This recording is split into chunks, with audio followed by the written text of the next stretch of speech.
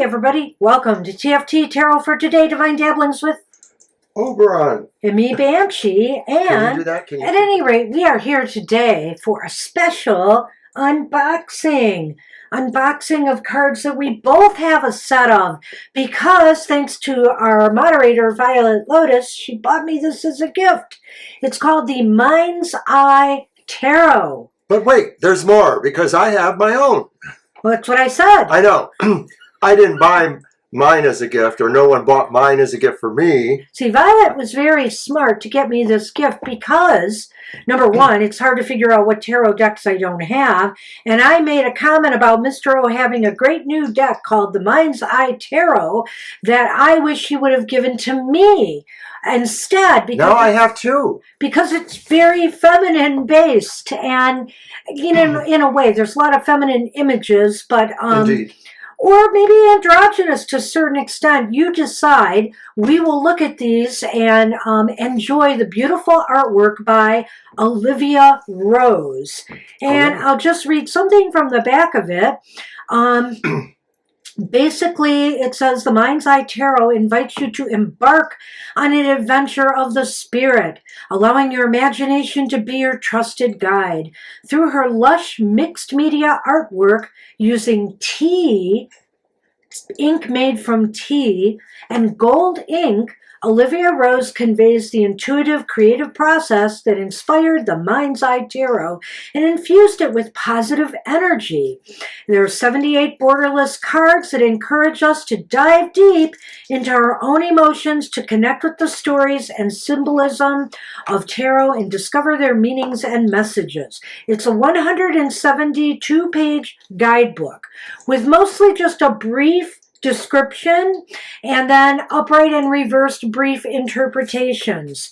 There is one past, present, future reading at the back, a 3-card spread. And just a little bit about the creator herself. Again, she is a UK artist with both Scottish and Jamaican heritage. And she loves art, she loves the ocean and nature, and so she's infused that in her work. She also has a love for fantasy creatures like elves, mermaids, fairies, etc. So you will see that here, and I think you'll enjoy this. It's a beautiful colored deck, and we're going to get going and start it off. All right. There. Don't know why I didn't have you there. Okay. Oh, well, let's look at the back. That's just the back. It's rather simple. And we're starting with the Fool card. Beautiful card. I love the colors and the images in that. Are you going to be doing yours now? Two in one. Oh. It's okay. I'll let you have. They're also gold-sided and stuff. The gold embossing, whatever you call that. The Magician, upright. Hey, if you want to do some of the minors from your deck, that would be fine when we get to that. The High Priestess is upright.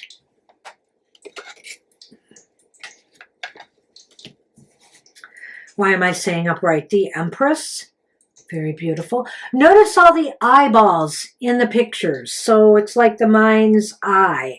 And we were talking about what maybe the artist's rationale and reason for that was. Because it's not really explained in the deck. Mr. O had some good ideas there, if you can remember. Which I don't remember. Something to do with tapping into your intuitive knowing, you know. Oh, well, that's obvious, yeah.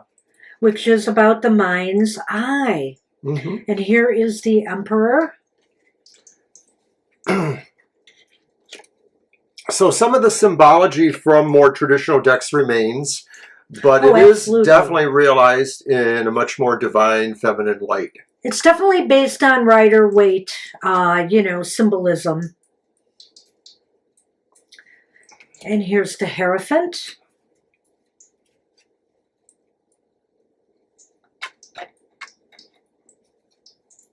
This is really a beautiful lover's card. I like the way this kind of forms almost a heart shape around them. Yeah, it does.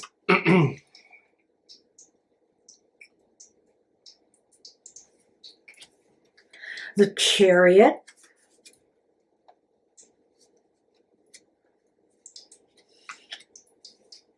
Strength. Now, being a fan myself of the Hermit card, this is a real beautiful interpretation of that. Huddled in, it looks like under a tree within the roots, to gain knowledge and insight and wisdom from within. The Wheel with some traditional symbology there. Yes. They're totally lovely. Justice.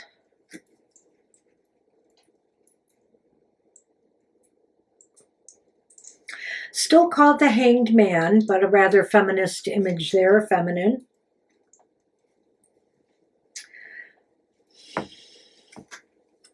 Well, Scorpio, any thoughts on the Death card? I think it's very beautiful.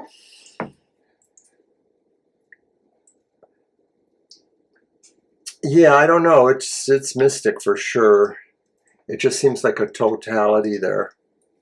I love it. Temperance.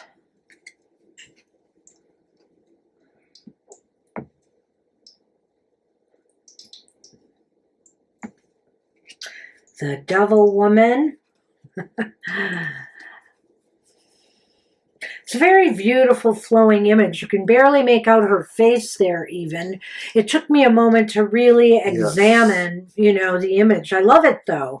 And I love this next one too. The Tower, which looks to be the woman, is the Tower. Yes. She embodies it.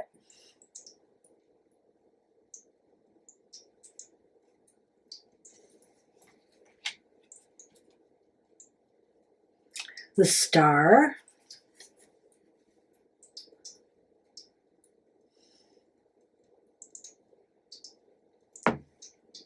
The Moon. I like the Moon one because it almost looks like the image is popping right out at you. A little bit.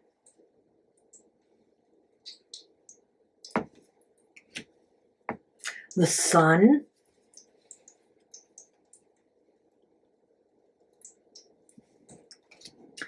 Judgment.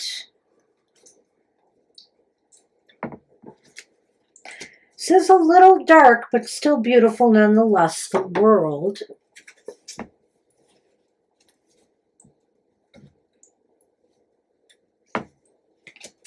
Did you want to do the Wand cards? Or we could trade off. Yeah. Do a deck, do it. Well, you're... Yeah. It's right after the majors should be. Okay, funny enough, it says Ace of Wands. Oh, and then it does Ace of Pentacles too. So mine is messed up. Maybe yours I did is that. Messed up. Then maybe I should use mine. I'm just sorry. No, I'm good. I'm just gonna start off with the Pentacles. Oh, okay. Because that's where mine's at. All right. And then you can do a suit. Well, I'm going to move my Pentacles out of here. So yeah, okay. Awesome. Okay, so next up is the Ace of Pentacles.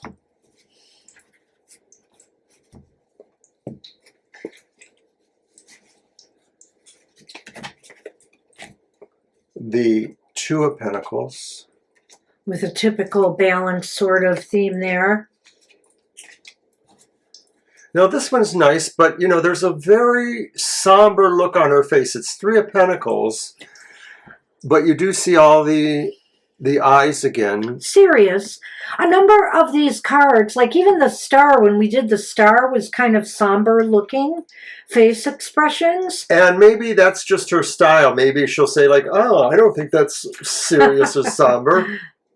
I think they're beautiful. But there's the Four of Pentacles. What's noteworthy about the three, though, is there's no other people in the image. It's just one person. Team of one. Yeah.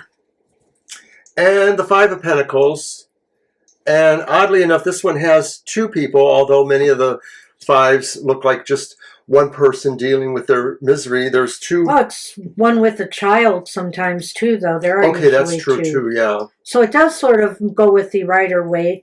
Six of Pentacles. Six of Pentacles is nice. Very nice. The 7 looks like the farmer. She looks like an angel, too, in a way. There's wings sort of over one shoulder.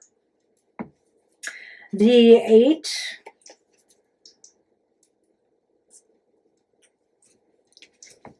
I like the 9. Yes, that's a favorite. That looks like, yeah. And I like the lighter quality of the dresses or robes, you know, the way that there's patterning and stripes and stuff, and sort of an ethereal sense of that clothing, too. 10 of Pentacles. It's very earthy in a way with the oranges and the browns and some of the yellows, reminiscent of the color of leaves. Page. And that's got nice vibrant green, like growing. The page is a child, after all.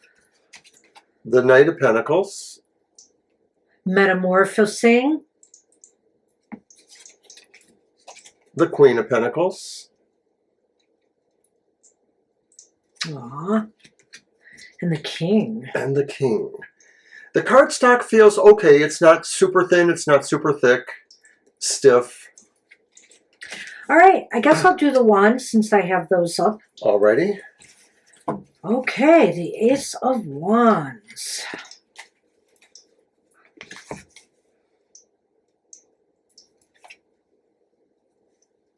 The 2 of Wands. Is that how you want me to pat them? Notice how the palette's suddenly shifting with a little bit more reds with the oranges and stuff, so it looks a little more fiery. The 3 of Wands. I wonder how long she worked on these, because they look really detailed. I'm sure this was no one and done thing. The 4 of Wands. Nice. And instead of people, we have eyeballs here competing with each other in the 5 of Wands. No, I mean, it's interesting. The 6 of Wands looks very traditional in its own way.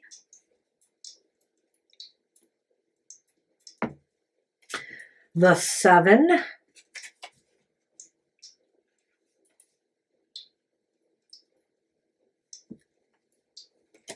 The 8 of Wands.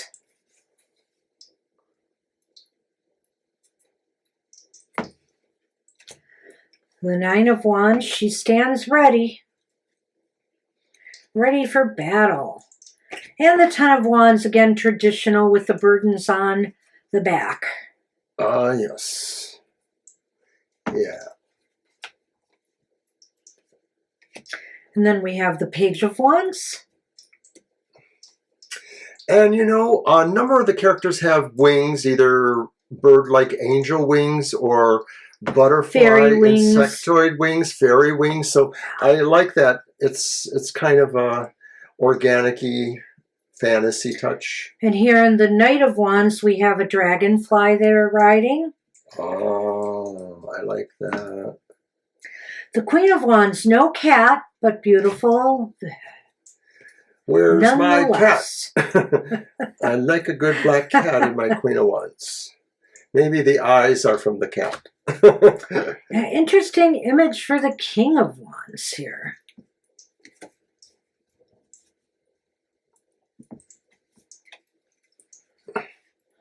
Yeah. So what's up next for you? I'm at the swords, so that'll Okay. leave you with the cups. Okay, Do the swords and I'll do the cups. Okay, so swords. This is yours, by the way. I thought these were mine. Your major arcana. Oh. I have major arcana here. Oh. Those are yours. Okay, whatever. Make a big deal. Let's not mix up our decks now. I'm going to have to check them. What's yours is mine. Okay, Well, so fine. you're doing the swords. Go for it. Ace of Swords. Nice. The 2 is interesting because it's not quite balanced, is it? But sometimes the Two of Swords doesn't always feel super balanced because there's the idea of something lacking. Okay. Oh, the 3. The 3 is pretty typical there with stabs in the heart. Ouch. Ouchies. The 4 of Swords. Again, looks like a nice relaxing or recovery. The Five of Swords. I like the patterning around her face. It sort of balances the aggressive feel of the card in a way. Well, and notice again how the palette has changed, and it's darker colors Grays. for the challenges, Yeah, and also different style of dress. You don't see the wings in this one, which is surprising because it's air signs, but it's interesting. It looks more human even in a way with the style of dress. But anyway, go on. Six of Swords. Six of Swords. Seven of Swords. And is that a tear in her eye? Oh yeah, I think it's it either that or like a tattoo or colorful so it's mark. interpretable. Yeah. Because she's got one on the forehead here, so yeah. Nice. So the 8, typical fashion for the 8. Yes. Except for the blindfold. There's no blindfold, but it looks like her eyes are shut. Yeah, that's true. And we have the 9. The 9 of Swords. That one, I like the way the swords are behind. It almost looks like 3D again in a way. Yes, kind of standing the shadowing out there. Right. And we have the 10. Dramatic. That's a major ouch. Major ouches. And see the gray, it's very much like air. There's more grayish tones in this card. Or in these cards. So that's the Page. Page of Wands. The Knight, maybe is just floating on the air. The Queen.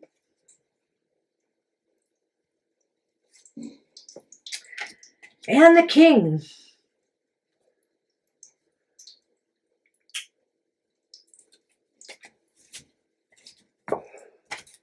Well, I get the cups, yay! And they're kind of watery. You'll again notice a palette change that's a little bit more blue tone. And also the fact that it looks like some of the fairies or creatures are more mermaid-oriented, perhaps. So here we have the Ace of Cups.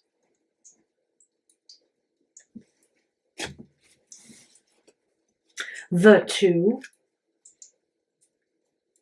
They have shells. There's more shells in the picture. The 3. That almost looks like fish scales. Yes. So in other words, like the mermaid bodies. Yeah. And I like this one, the 4 of Cups. She's partially in water. And what's even better in its own way is the 5 of Cups, because it looks like this person can't keep their head above water, maybe. Oh my goodness. I like that. Yeah. Yes. They're like caught in a position, which is in a way the 5 of Cups. Caught with your despair, you're stuck. You're kind of in a stuck. And then we have the beautiful 6 of Cups. That is beautiful, yeah. The 7 of Cups of options, ideas, inspirations. The 8 of Cups venturing forth.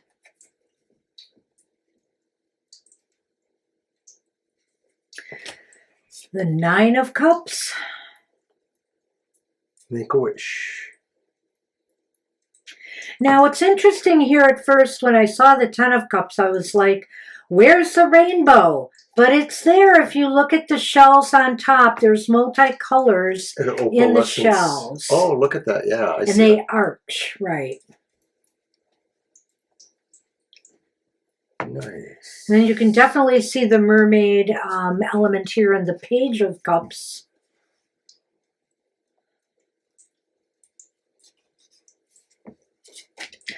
The Knight of Cups riding a fish.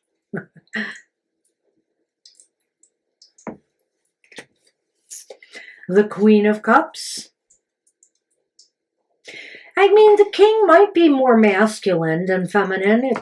It's really hard to say. Here's the King of Cups. This is a beautiful one. I think this one might be my favorite king. Could be. And it's interesting because, the cup suit tends to be more related to, a female emotional stance. So I like that kind of counterbalance in a way.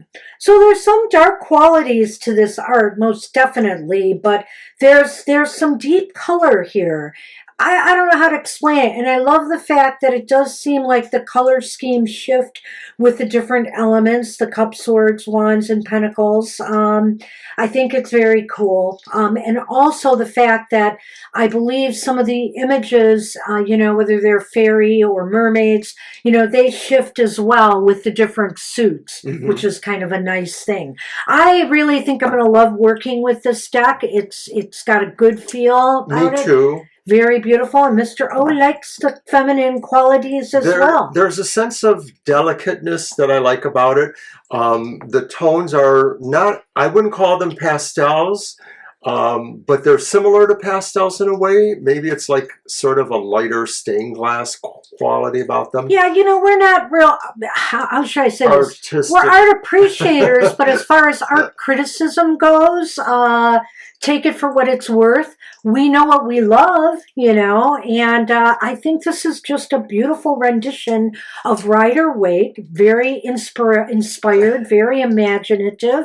So if it suits you, you might want to check it out. It's by U.S. Games, The Mind's Eye. It just came out in 2023, and it is by Olivia Rose. My final caveat is that I probably wouldn't want to use this one a whole lot for our regular readings, but I could I knew that, so that's why I can say that. But I could see myself using it for the emotional exchanges or for client readings, nice. Especially when they may be more about emotional subjects, which we get a lot of those. Well, so I was going to say something else about this, and now I can't remember what it was. It's okay. It's okay. But if you like the deck, check it out. I'll be using this on the show coming up on Sunday. If you want to see it in action, join us from 2 to 4 p.m. Eastern Standard Time and, get a reading from us. And I guess that's it. That's it, because I can't think of what it was I wanted to say. All right, everybody. But thanks to Violet Lotus for getting me this gift. I so appreciate it. And, hey, hopefully we'll do some more unboxings soon. I have plenty more to work with. Take care, everybody. Have a great rest of your day. We'll see you soon. Bye-bye.